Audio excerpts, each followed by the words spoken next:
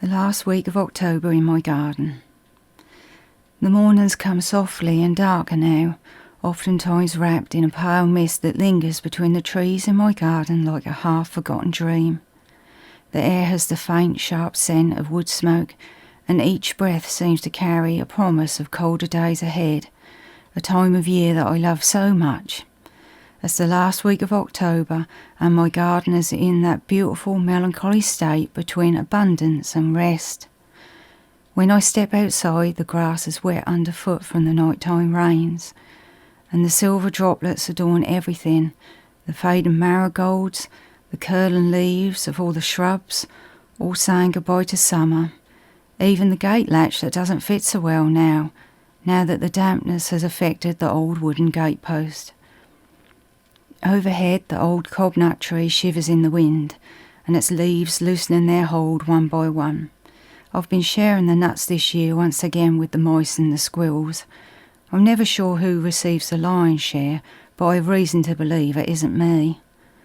The leaves drift down like slow golden raindrops, landing on my shoulders and in my hair, and they nestle on the periwinkle leaves that form a cosy cushion beneath the tree itself. There's a hush to the world, as if nature herself is taking a long, deep breath before her winter sleep. The birds are busy. The robins are the boldest, hopping right up to me as I rake the leaves into low, crinkly heaps. A wren is scolding me from the hedgerow, her voice sharp and sweet, and the sparrows are darting through the hawthorn, and the blackbirds are picking at the last of the berries. I've noticed them gathering more often now, chatting amongst themselves before darting off towards the fields. Perhaps they're discussing their winter plans, or wondering what lovely spread of food I'll be laying on for them this winter season. I've been organising an area of the garden, a quiet corner, as a refuge for the hedgehogs. They already have their usual winter resting spots, but I'm not sure how many more I have this year. And they've been about in the evening, rustling through the wilder patches and snuffling under the brambles. I like to imagine that they're checking on their winter quarters, inspecting my handiwork with possible polite disapproval, or maybe finding that the spots I've made for them suits them after all. Soon enough they'll curl up into small perfect balls, tucked away safely from the frost to come. This week I've had to make a difficult decision. The large elderflower tree by the back fence, the one that shaded part of my garden all summer, that the birds nested in, others rested in, or they just used it as a viewing spot, has begun to crack.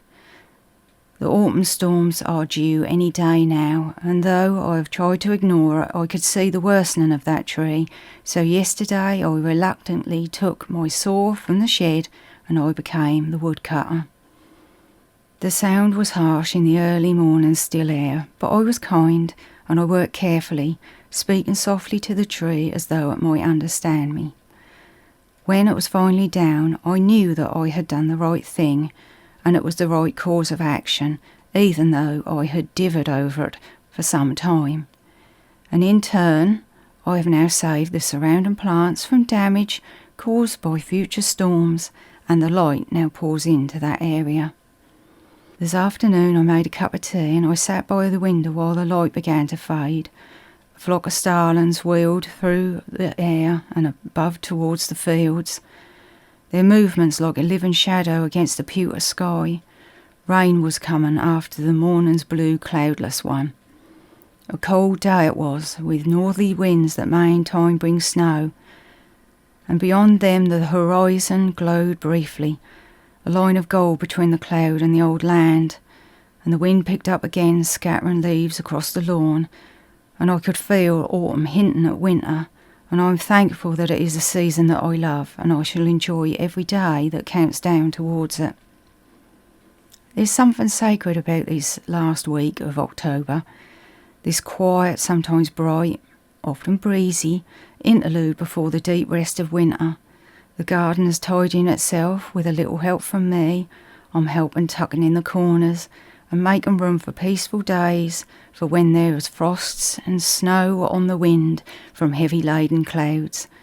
The hedgehogs will soon sleep, and the birds will visit for their treats and search out the water I provide for them where ice has been frozen on every other water source.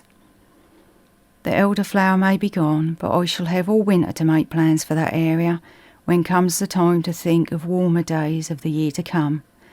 And as the darkness settles earlier, a little darker each day, I feel the garden living and breathing alongside myself, settling in for winter and the prospect of a much welcomed rest.